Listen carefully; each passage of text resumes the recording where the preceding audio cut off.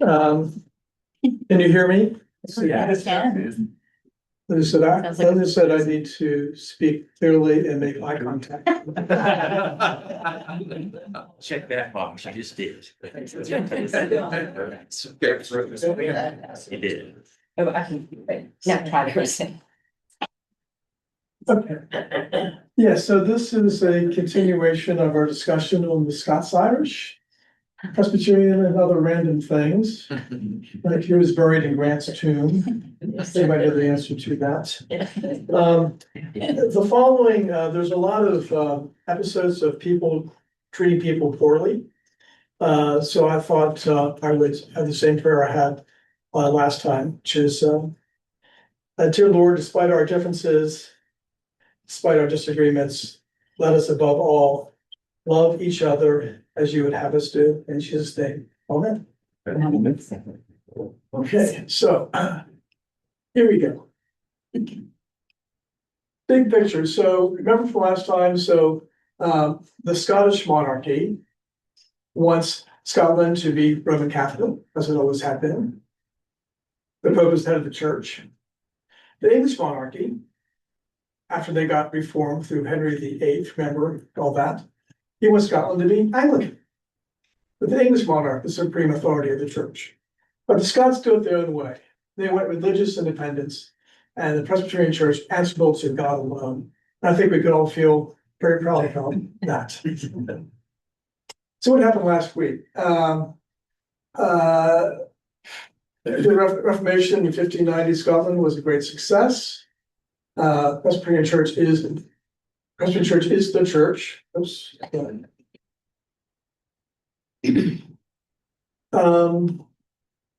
The church answers to God alone as espoused by John Knox and Andrew Melville.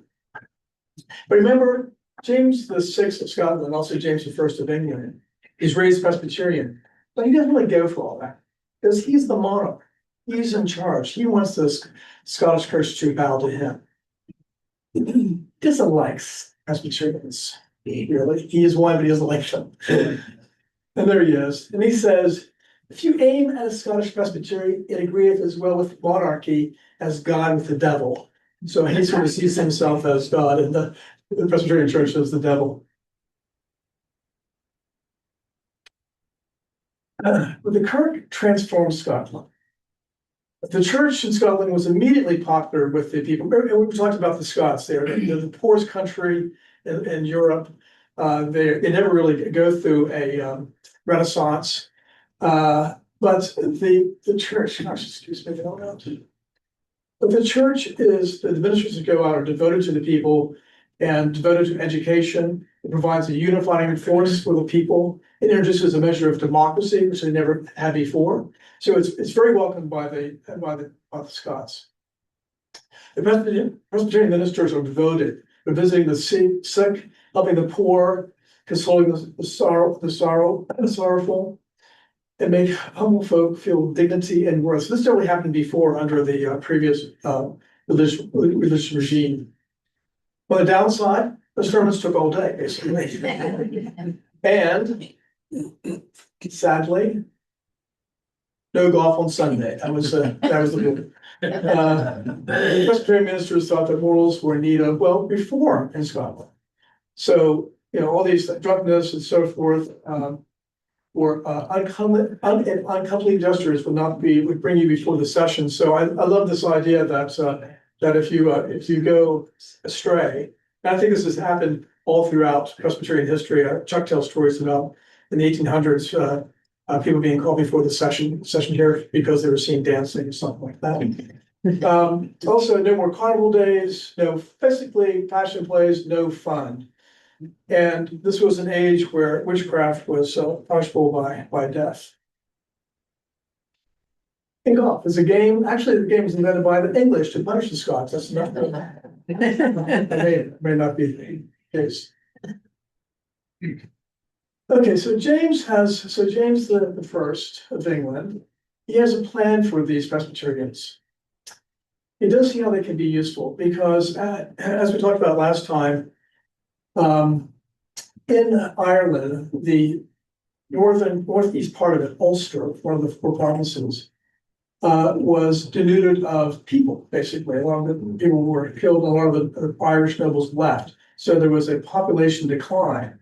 And James saw this as a great time to resettle Ulster with Protestants. He counted on the lowland Scots, not the Highland Scots, because the Highland Scots spoke Gaelic, and they were closely related to the Irish Gaelic, only the lowland Scots. I know, there are problems with them, but at least they're Protestant, so they would have them come over. He also invited English Protestants, but the ones that came in greater numbers were the lowland Scots. Reasons I'll explain in just a second. The pitch by James. Green Acres is the place to be. It's a real estate opportunity you just can't miss. Also, you gotta come. Ulster Plantation in Northeast Ireland, it's just come on the market, it's available. Only lowland Scots and Protestants need a pond. And there it is. That's Ulster. Beautiful, green. How can you miss? I love the place. You want to go. And I can see Ireland from my house. So who was it? Palin? Sarah Palin? Yeah. It was said that she could see Russia from her. I don't think she ever said that, I think, but it's true. Apparently on a clear day, you can see Ireland from Scotland. You can see how close it is. So it's 20 miles. That's the Ulster Plantation. Ulster. There it is. So I remember there was a bar in DC called the Four Provinces of Ireland. I had no idea what that meant, but it's, there are four historical provinces in Ireland. And the one of them is Ulster, as you can see. And it's not quite what we call Northern Ireland today, the political entity of Northern Ireland, because in 1922, when they had a vote in the counties, or which counties would go with the Republic of Ireland and which would stay in the United Kingdom, three of those counties voted to go with Ireland. That's Monaghan. See, where's my It's on the front, the little asterisk at the bottom. where is Was it, right below where you advanced the slides? Oh, this, Yeah. yes, okay, yes. So these, Cavan, Monaghan, and Donegal voted to stay with Ireland, and the other six counties voted to stay with the United Kingdom. That's just sort of, so they're not, so also not quite the same as the,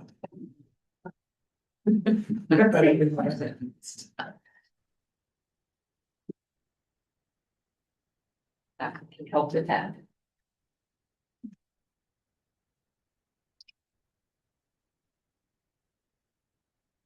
okay. I'll move over here so I can read the slides. Okay, so why go? Lowland Scots are famously poor, as I mentioned before. So this provides an economic opportunity. And that economic opportunity is sold as good land, fertile land. That's kind of true, better than what they have right now. Also leases, longer leases than they currently have. So when the Scots are asked to move to Ulster, it's not so they can buy land. No. The landlords in England and Scotland, the rich people own the land. They're going to be tenants, but they'll give you longer leases than you have currently. So that's kind of interesting, isn't it? So they're not really owning the land. But they'll get the crown promises peace and protection because, understandably, the Irish who are still there are quite annoyed at the fact that they're being displaced. And then, of course, it's only 20 miles away, so you can always get back if things don't work out. Having trouble here. Quicker. It's not amazing. It is. Try it. So who came? The first ones to come over, well, they didn't have the best credit score, they tried to run into the police, but most of the early settlers were industrious and determined. They wanted to make a success of it. And they were successful initially, which of course attracted more settlers to come over from Scotland. So within 20 years, there was actually a positive energy or fever for immigration. So by 1640, perhaps as many as 100,000 Scots came over and English, but mainly Scots, or maybe 40,000, sort of depends on your sources, but it was a significant number. And they're doing well. They learned how to drain bogs from the English, actually. The potato was introduced from North America, became a staple. Sheep flourished, which encouraged a industry making cloth, woolen cloth, rather. So, and they're doing quite well. It's a little bit for the pocketbook. This is in Laban's book, but there's a lot of contention. But that, just in the nick of time, Presbyterian ministers were coming into Ulster because King James was interfering with how they were working in Scotland. So they came over to have more freedom in Ulster. And Ulster becomes puritanical and staunchly Presbyterian, which is a good thing, right? We all agree with that. The settlers welcomed the Presbyterian ministers. The church established strict disciplines. Evildoers were made to publicly confess their sins. And if they did not, their faults were read out to the congregation. I love that. When Sunday Bill Stevenson was seen going into Providence Road Sunday.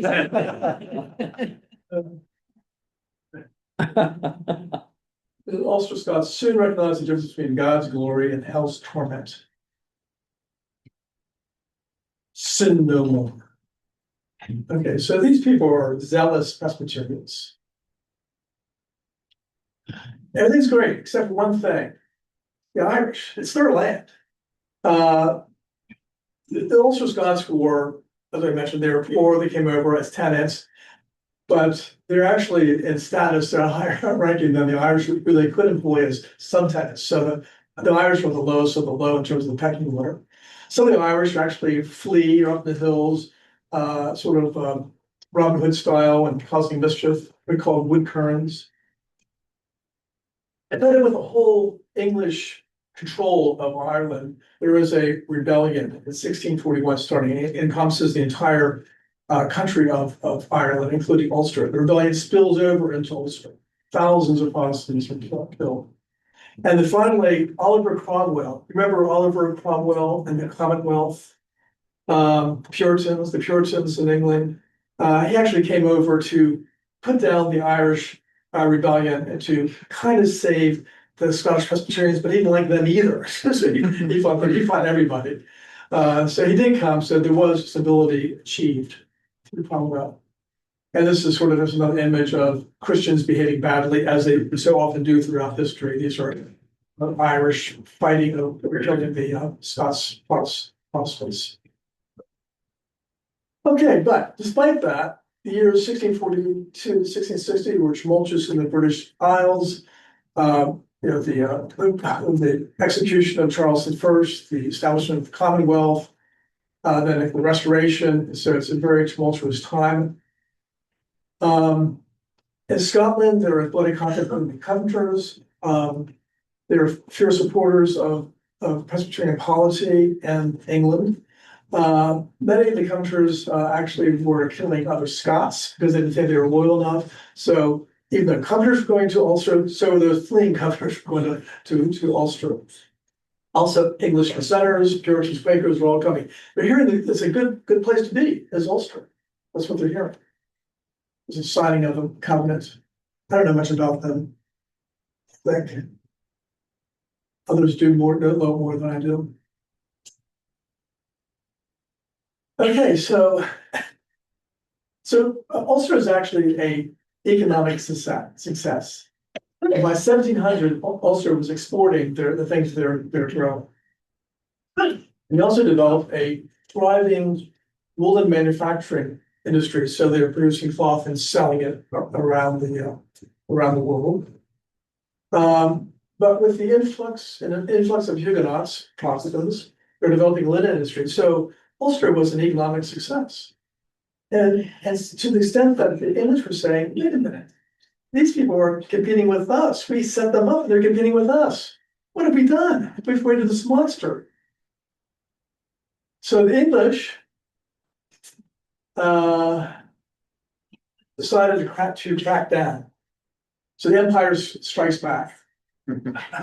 Ulster was prohibited to export anything to the colonies. except indentured servants, people, labor, basically, horses and provisions. So they can't sell their woolen goods and the linen goods anymore to the colonies.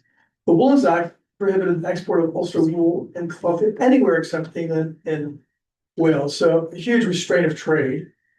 And as the long-term leases expire that were first developed, the 21-year leases that are coming up, the absentee owners back in England and Scotland are double and tripling the rent, squeezing farm income. So this economic success is being pushed on by various sides. And it got bad weather, they had drought conditions, and the sheep got afflicted with a lot. It's hurt the wool. What else could go wrong with all this? The Test Act of 1703, which made it so Ulster is not part of Scotland, it's part of English control.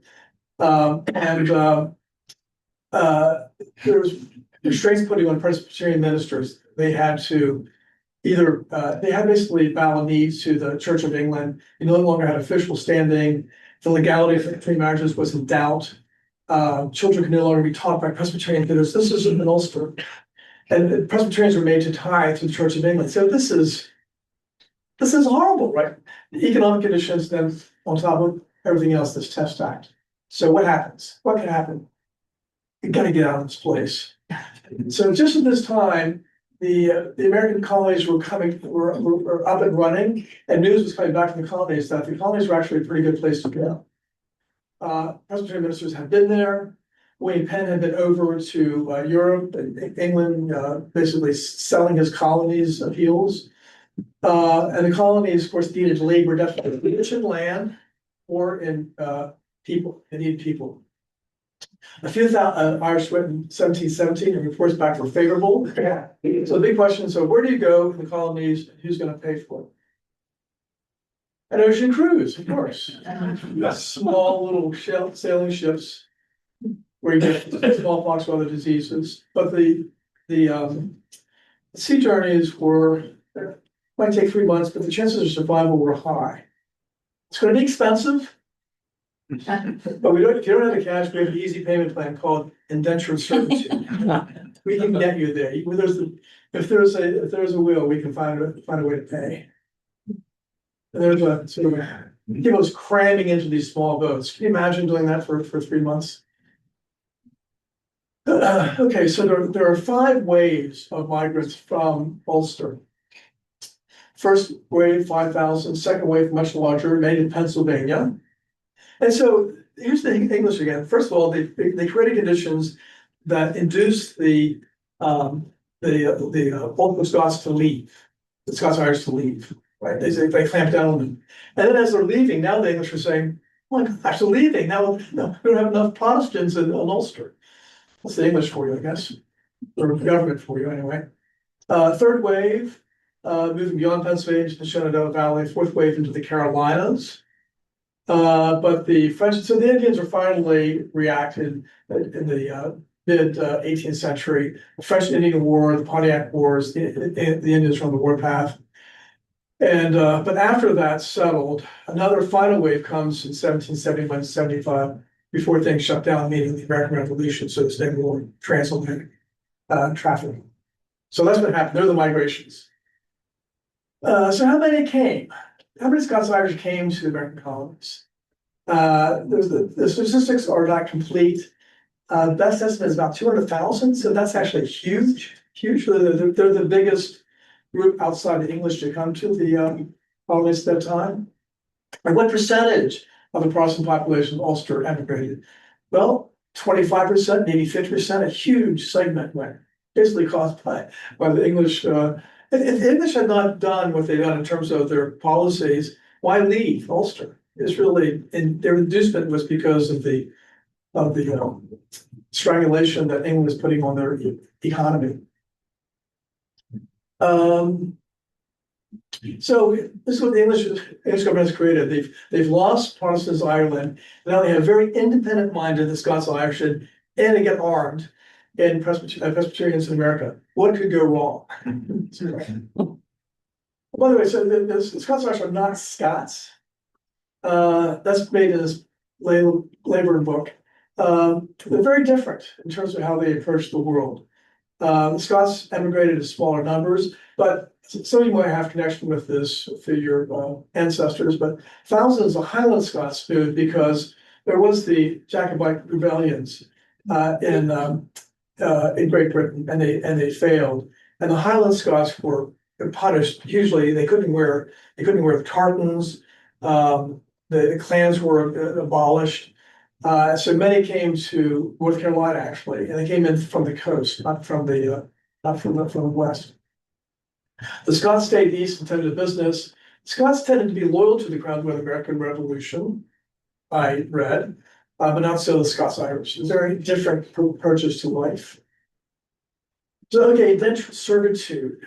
Right, so if you're leaving, you're leaving because you're not making a whole lot of money. It's not cheap to cross Atlantic. It costs maybe £6. It's a lot of money back then. So how to pay? So it's estimated that over 50% of Scots-Irish who came to America came as indentured servants. Did you know that? So most of us would have had our ancestors would have been indentured servants. There's no shame of it. It's just it was a reasonable bargain. So once you land, somebody bids for your pays the captain for your service, which could be from 4 to 7 years. After which you're free. You're given a little bit of money, you're given maybe a horse, some tools, and you're free to do whatever you want to after you serve. And of course, there was something called involuntary indentured servitude, which basically is, in England, they didn't really have prisons much. If you were caught stealing something, the penalty could be death frequently. And a lot of people say, well, that's kind of severe for stealing, a nail or a chicken. The thought was, well, let's see what we can do with these people. And the idea was, look, we'll take the convicts and we'll send them away for 7 years, 14 years, whatever the penalty is. And that was involuntary indentured servitude. And it comes in hugely because for Australia, because after the American Revolution, the English could no longer send their involuntary indentured servants to the American colonies, so they went to Australia. The convicts famously found in Australia. And there's a picture of indentured servitude. It's actually, I don't know who the servant is, but the idea is that you're in the household, you're either churning butter or spinning cloth, you're part of the family, potentially. I'm sure experiences varied in terms of that. And here's involuntary indentured servitude. This is Errol Flynn in Jamaica. Has anybody ever seen the film Captain Blood? It's a famous swashbuckler anyway. He's opposing James II, who is a Catholic monarch after Charles II. And he gets sent into Jamaica as part of, he's convicted and sent to Jamaica. So a lot of the involuntary servitude was not in the American colonies, but actually in the islands, because there was sugarcane, and sugarcane was an immensely profitable crop. You make it into rum. Okay, so where to go? If you're thinking about going to the American colonies, where to go? Virginia and Carolinas? Well, along the coast, there are Anglicans, plantations, that's their model, slave owners. Maryland was founded, Lord Baltimore was Catholic, and that was a safe haven for Catholics in a world where being Catholic or being Protestant was a matter of contention. New York, the reports are favorable from New York. There's Harlem dissenters, they say. New England, Calvinist. So you think that'd be the place to go is New England, because they're fellow Calvinists. But the New England Puritans don't really like anybody who's not them. So they don't really like the Scots-Irish, even though they're also Calvinists. And they made it very clear, we don't want you. Some did go there, but they were not feel particularly welcome. Pennsylvania. Here's the pitch: good land, fair treatment and open invitation. They got all this land. William Penn wants to have it developed. Sounds good to me. A large majority of Scots-Irish made their entry at Philadelphia, Chester, or Newcastle, which is in Delaware. So where to go? So one pointer. So there's the interiors of the Carolinas not been developed yet. So all the actions here on the coast here, New Bern, Charleston. Then Virginia is also big plantations, Anglican, Maryland, as I said. It's also, it's Southern Maryland is very much like the South, big flat land, plantations, slave holding properties. Then New England, all Puritan. So the logical places for Delaware, Pennsylvania, and beyond is all very fertile land. As I see, if you've been to Newcastle, Delaware, which I've been to once, it's actually a pretty little place. Leslie knows all about it. It's a neat place to visit. So a lot of them came on board in Newcastle. But Philadelphia? What kind of greeting are you get in Philadelphia? Philadelphia fans are, nasty. They boo Santa Claus, humble people. But back then, it was famously settled by the Quakers. The Quakers were tolerant. They believed every person possesses the light within. They're kind to the Indians to a certain extent. And also Pennsylvania offered rich soil, so forth. I remember I grew up in Franklin County, Pennsylvania, and my father said, we got the best dirt here outside of Lancaster, Pennsylvania, in the country. So good dirt, good climate, access to markets, universal male suffrage, where there was slave owning states. They all were at that time. Main penal code, religious freedom. The first Jewish synagogue was in Philadelphia. So it was really kind of a haven. Also, the Pietist German settlers, so the Anabaptists, the Mennonites, the Amish Brethren, all are coming into Pennsylvania at the same time. So there's just huge waves of Scots-Irish and Germans coming, Rhineland Germans coming in, and it couldn't be more different. So the German settlers were known for being quiet, respectful of laws, good relations with Native Americans, don't upset anybody. Scots-Irish are a little bit different. They're going to be a little different personality to deal with. That's what we say. Scots-Irish pour into Pennsylvania. There's already some Presbyterians there. So they're moving in, they're competing with the new German immigrants, and they do not mix. There's a language barrier, there's also a cultural barrier. From the Quaker point of view, the Scots-Irish were quick-tempered, impetuous, reckless, too much given to drinking. But they were actually pretty good fighters with the Indians, so it wasn't too bad to have them out there. Even as Penn's, even as Penn, so the Penns actually were selling the land at a reasonable cost. They weren't trying to gouge anybody. But for a lot of the Scots-Irish, it was too much. They didn't really have the money. And their view was, God willed no land should be idle. So now we're about squatting. So the Pennsylvania settlers are getting upset with the Scots-Irish and won't sell them any more land. They're too troublesome. And the Scots-Irish said, fine. So they just went out there anyway, claimed land, and basically didn't buy it. They just squatted. The Penns did try to send out people to collect money from the squatters. Squatters surrounded them with their guns. The agents went back to Philadelphia. So they were very successful at squatting. And also, one thing is that if you pay for something and somebody else does it and they're getting away with it, it's like, well, why should I pay for this? So squatting became contagious. But the upside from the Penns is, well, at least they're out there in Indian territory and they're our first line of defense. So they are armed and they're tough. So maybe that's not such a bad thing. And there's I don't know if he's a squatter, he's called a pioneer, but the thing about him is that he is the wife, the dog, also has the gun. It's very important. Scots-Irish move across Pennsylvania. So they take Route 30 and the Great Wagon Road, I'm sure you've heard of it, across Pennsylvania into the Great Valley, Cumberland Valley, spread north, west, east, everywhere. Everywhere there's a river valley, they go. Native Americans just say, wait a minute, I thought we had a deal here. Who are these people coming in here? And as well as the Germans tend to remain fixed, they get into a territory as a group that stayed there. The Scots-Irish are always on the move, never seem satisfied. They would say this, no Scots-Irish family had felt comfortable until they moved at least twice. Always on the move, that's what they say. Okay, this is a shot of Route 30 in Pennsylvania.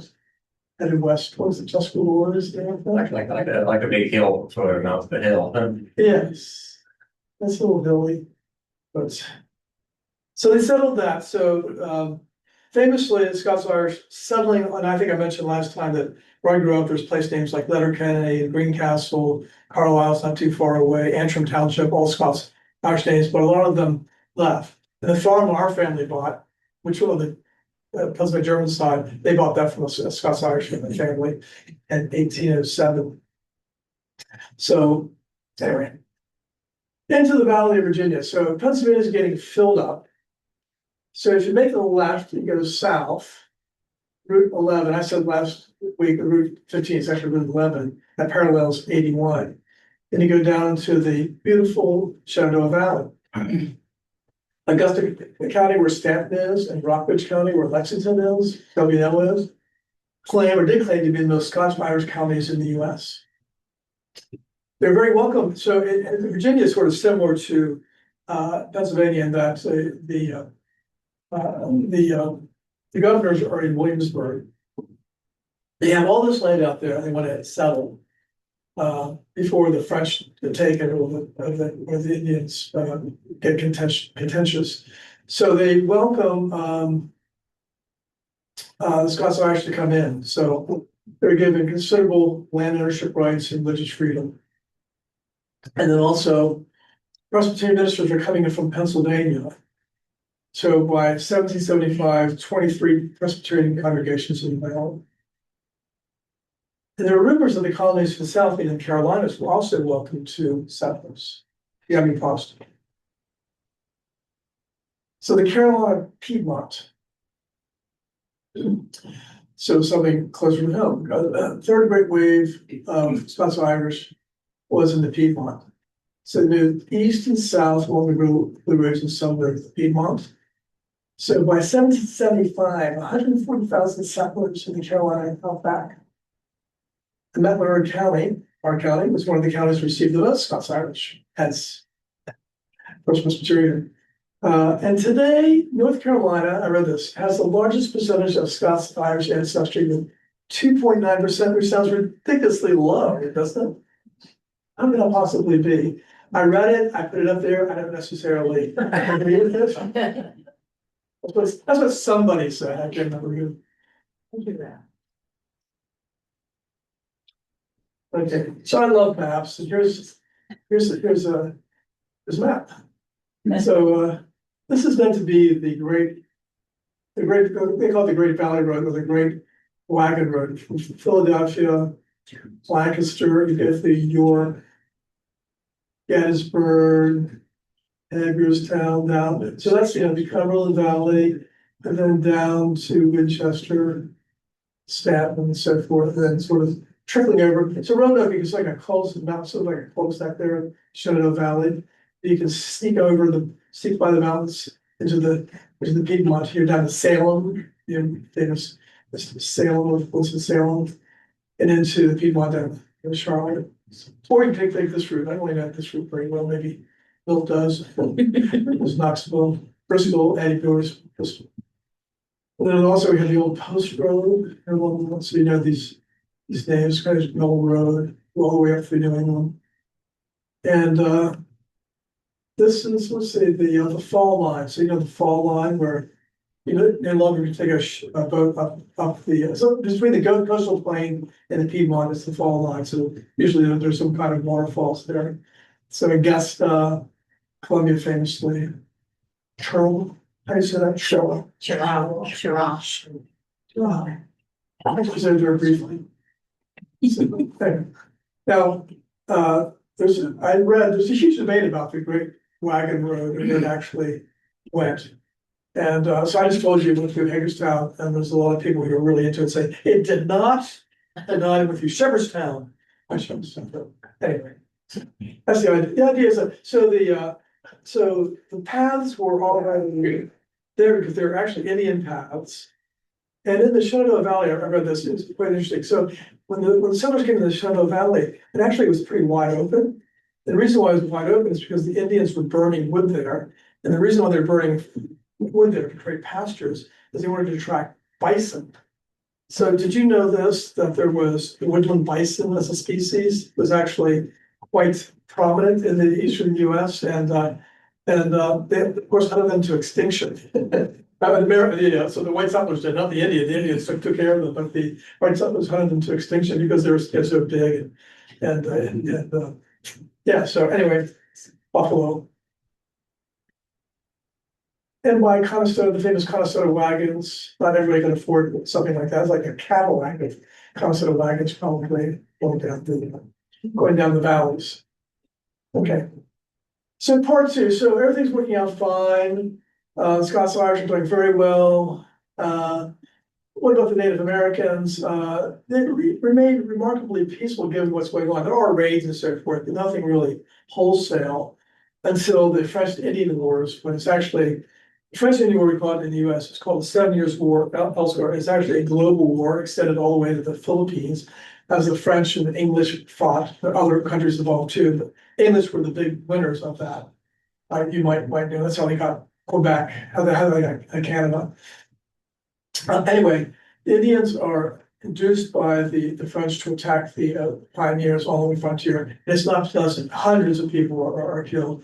It's also followed by something called the Pontiac War, which is follows right after that was the Puritan Indian War against the white settlers.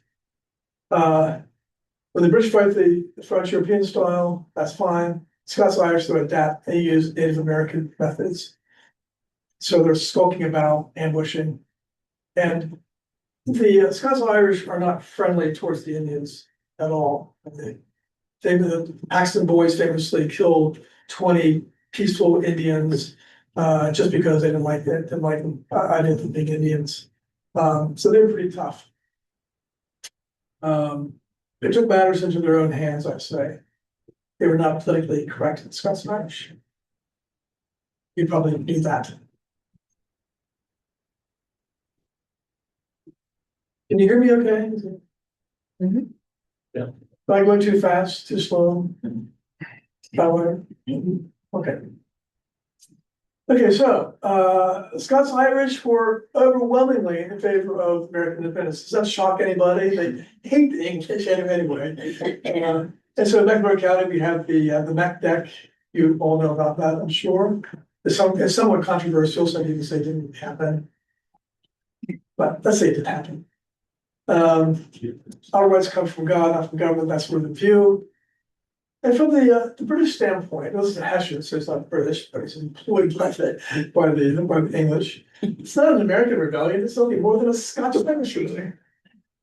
And English observer says the Calvinists have a pretty strong inclination to every sort of democracy. And that's not said it's a flattering way, and a flattering tone.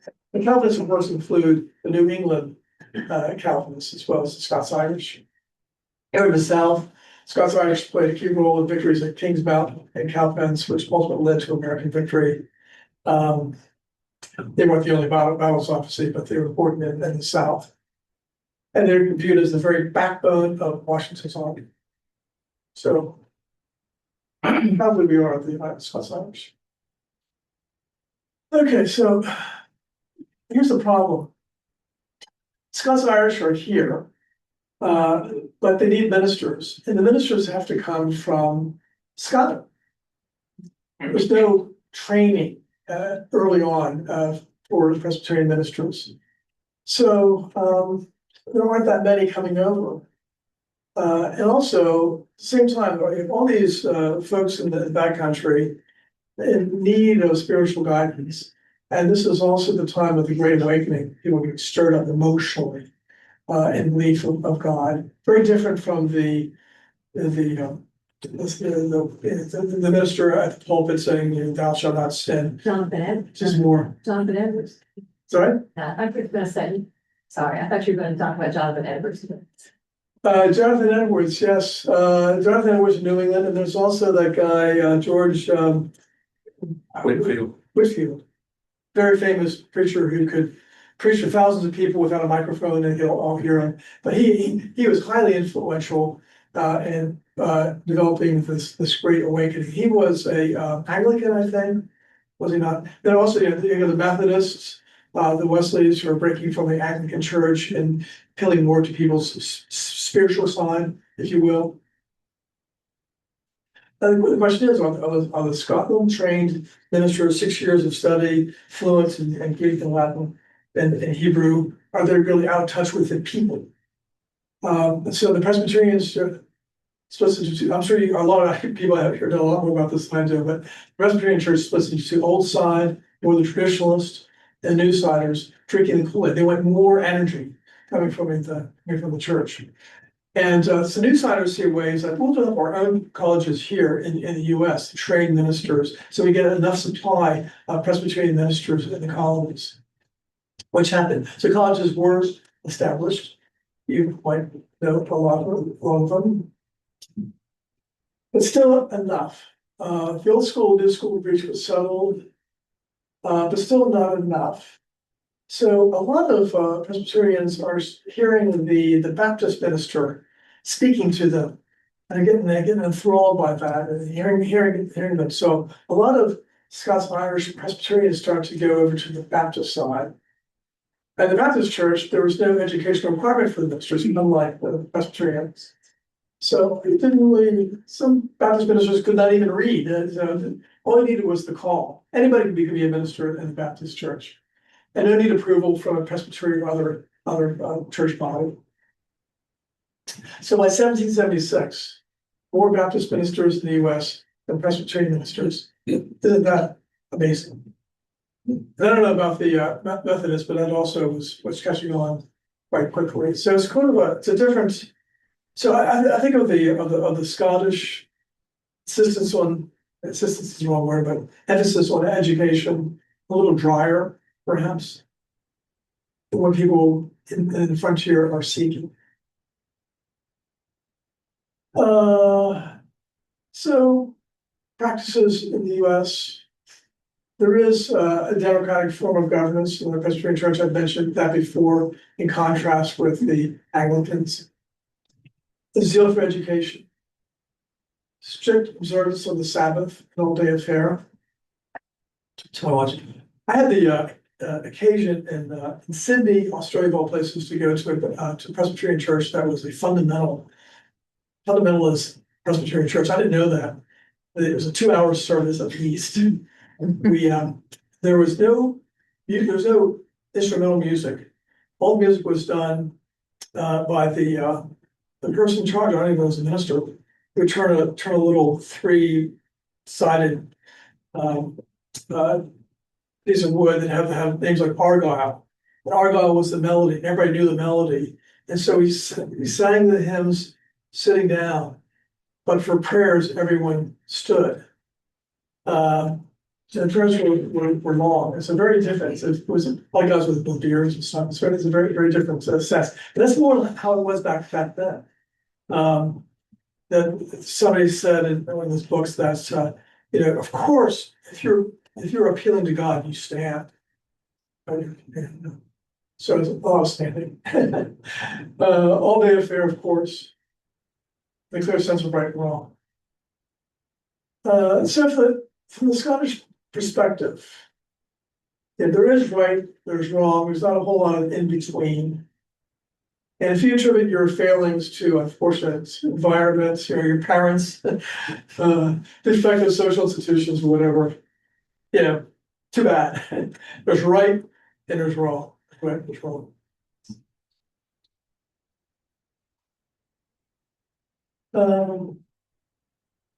But maybe not. Maybe that's not. Maybe that's an overstatement. Because one Anglican minister who seemed to be kindly disposed towards the Presbyterians The Baptists are obstinate, illiterate, and grossly ignorant. The Methodists are ignorant, censorious, and uncharitable. The Quakers rigid, but Presbyterians are pretty modern, except here and there a bit of a rigid Calvinist.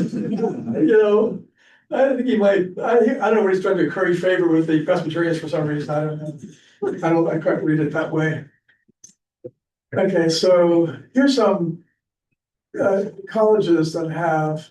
There's some, I think some typos in there too, so I apologize for that. I did this in a bit of a hurry, but Presbyterian's education was deemed to be that most important. So hence the, like Princeton famously Presbyterian roots, of course, Davidson, Washington Lee had Presbyterian roots as an academy. So the whole idea here was education was very important. Also a training ground for ministers, but it was the key. And I think that's one of the hallmarks of Presbyterianism that we all get behind. The Scots-Irish influence in government. So I'm not going to get into this too deeply, but there's two perspectives. Okay, so here's one perspective. There's a democratic influence in the US. Okay, I think we can get behind that. They contributed the deciding forces in the American War of Independence. Maybe. They helped shape the Constitution, giving the nation its Republican form of government. Highly doubtful. There were very few Presbyterians at the Constitutional Convention. They provided presidents, justices, etc. As far access to the works numbers. That's absolutely true. The number of Presbyterian Scots-Irish presidents in the US is pretty phenomenal. What names? I didn't write them down here, but think of names like U.S. Grant and Polk and Jackson and Buchanan, Woodrow Wilson. There's many. The other view is that the Scots-Irish were radicals, really. They were lawless. They basically were outside the law with their own forms of justice, but the law couldn't reach them. They were, rank individualists. It's me, my way or the highway, win at whatever price, ruthless. That's another perspective of the Scots-Irish. I had to think about that, but there's definitely a don't tread on me attitude in Scots-Irish culture, which carries through in American society. You see it today. It's like, I'll do whatever I want, leave me alone. Okay, some closing observations. Scots suffered a system of Presbyterianism, doing it our way, and don't tell me what to do. Seems consistent with the path of independence in America. And that's how I think I started out, was that you could draw a straight line, I think, from the Scottish Reformation to the Declaration of Independence.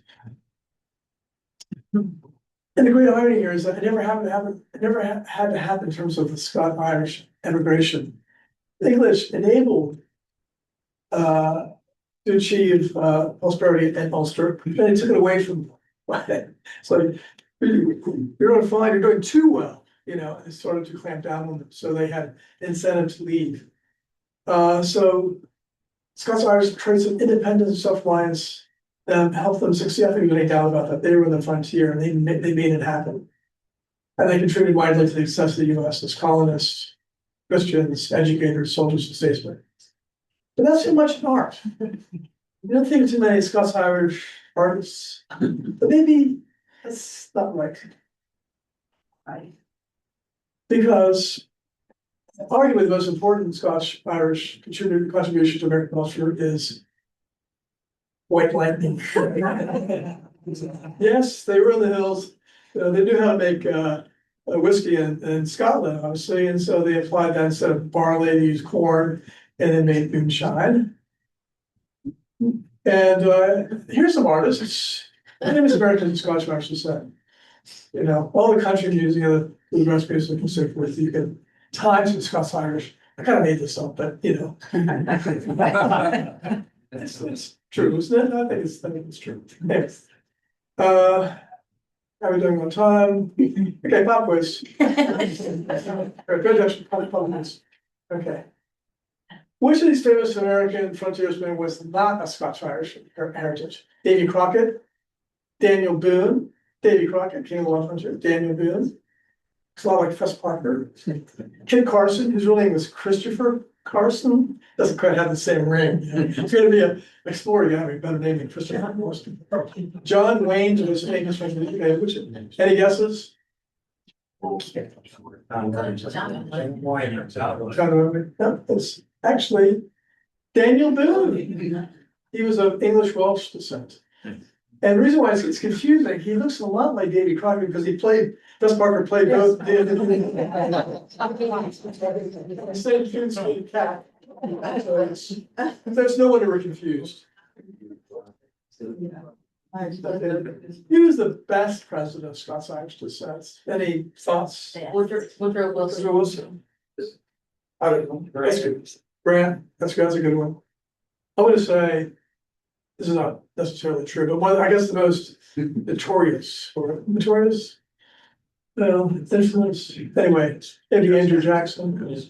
Yeah, yeah, he did, he was an Indian fighter, he fought the Battle of New Orleans, even though the war was over, because of communication issues. He closed down the back of the US. I don't know that much about it, but yes, a lot of people say but Woodrow Wilson, Ulysses S. Grant, there was a lot of contenders for this. It's amazing how many presidents were of Scots-Irish descent.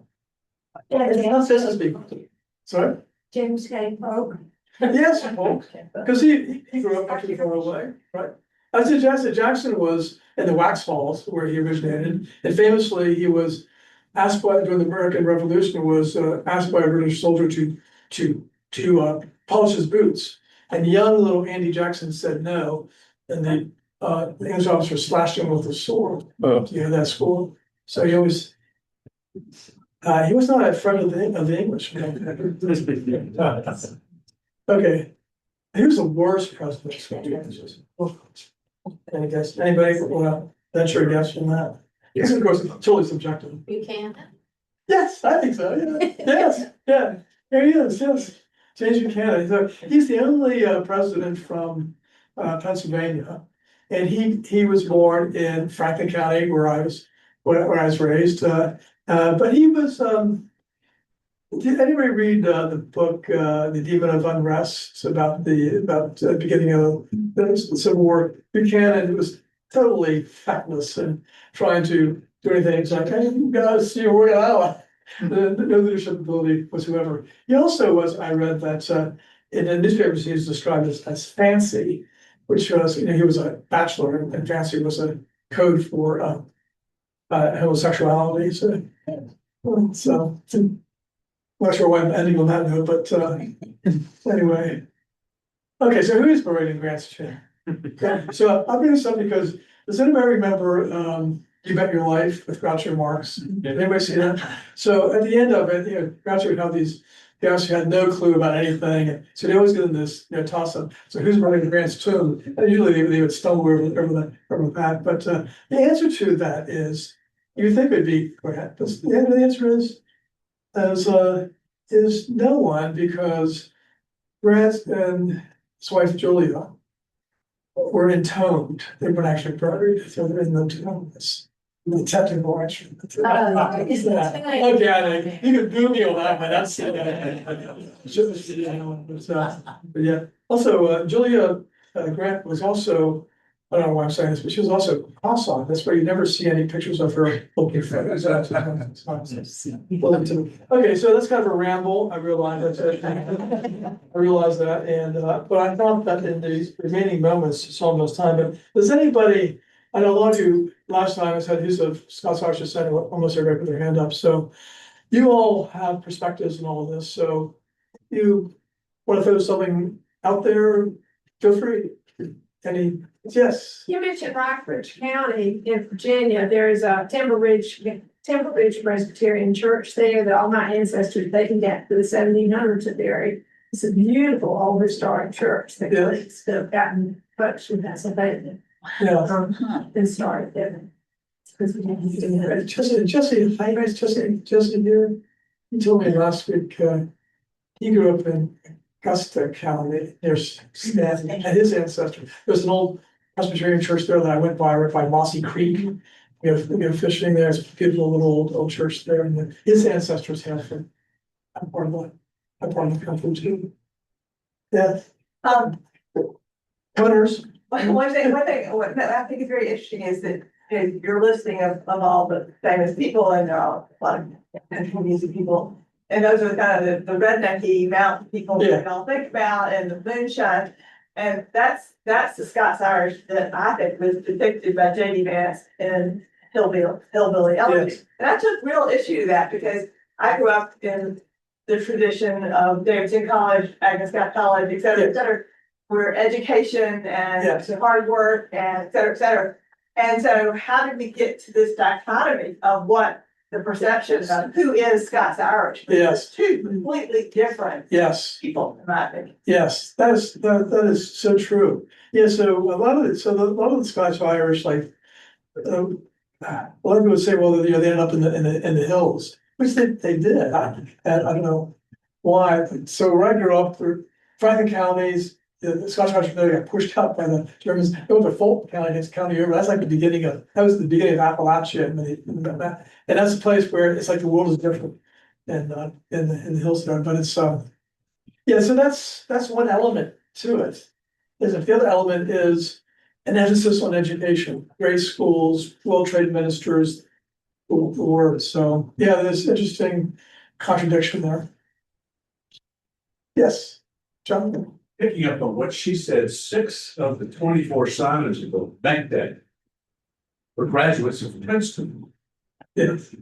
So they weren't rebel ne'er-do-wells that were on the frontier. They were some well-educated people in this book. Yes. Yeah. But they didn't like having the English told them. Yes, I think that's the common thread.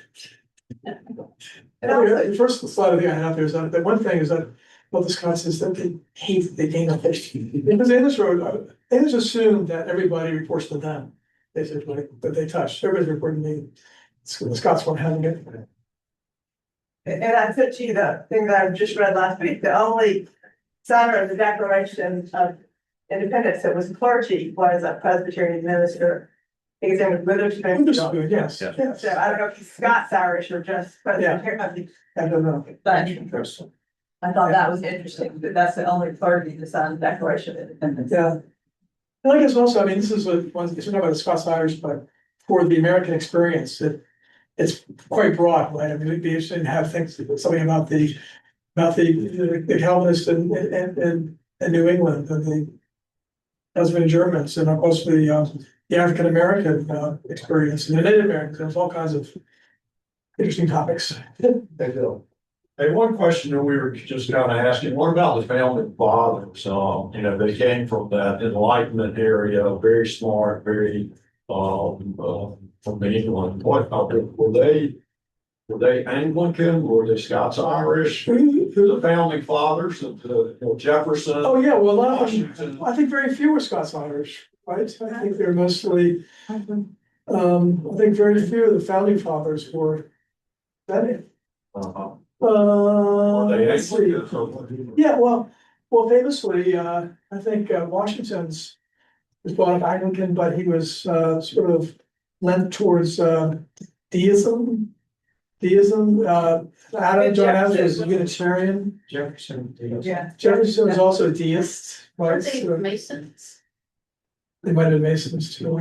That's not really a religion though, is it? But might have Masons as well. But yeah, so yeah, it's kind of a mixed bag with the but I mean, so Unitarians, Adams, that's a lot of people say, was that really, we don't believe in that, but anyway. Okay, thanks a lot. Thank you for that non-answer. You mentioned about, and you seem to kind of diminish the idea of the influence on creating the Constitution. Yes, That, why did I do that? well, yeah. I mean, was there not some? Yes, Yeah. there were, I don't know how many. Well, I wasn't talking about, I was just talking about our form of organization, governance and stuff.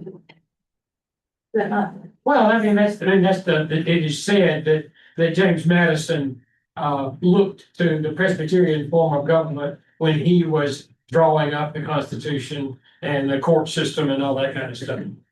Yes, I don't know how much of that's true, but, yes, I don't know that much about that, but I think that would be consistent. Yeah, Well, I just, we've been watching the Ken Burns special on Yes. Revolution. yes, And a fact that I didn't know is that all the Scotch-Irish settlers who were so pushed with the bottom of Kings Mountain, they were breaking the law to get go because the king had passed something that there would be no settlements Yes. beyond the Appalachian Mountains. Yep. So they were already there illegally. Oh, yeah. That's not a problem. There's a little town, close where I grew up called Burnt Cabins.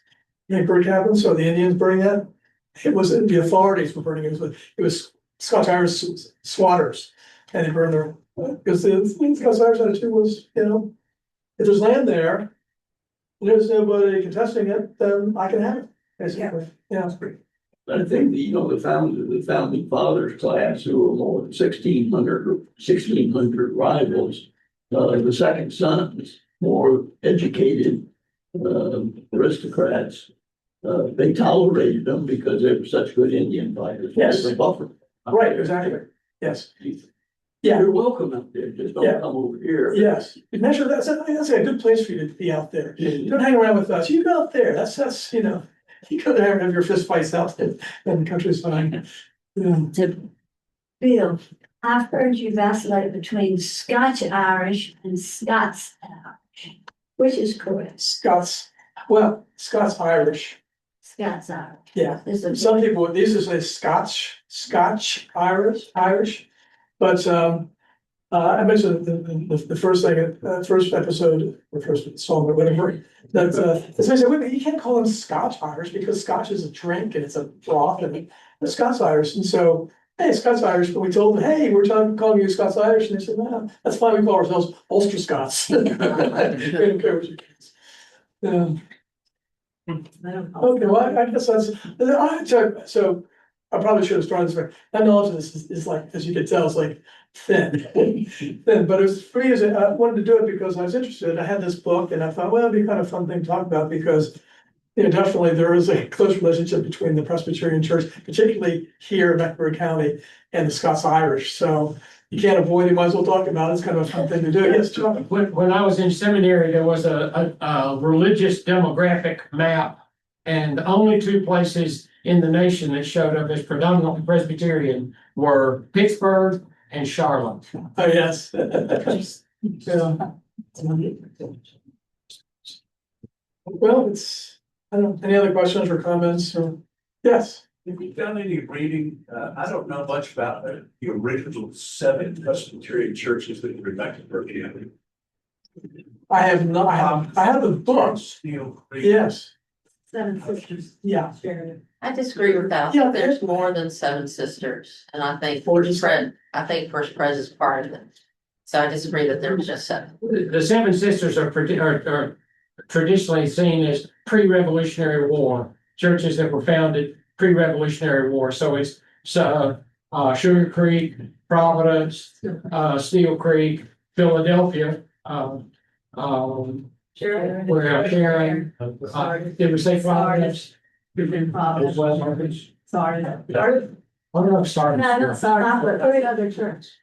Rock, Barbecue church. Rocky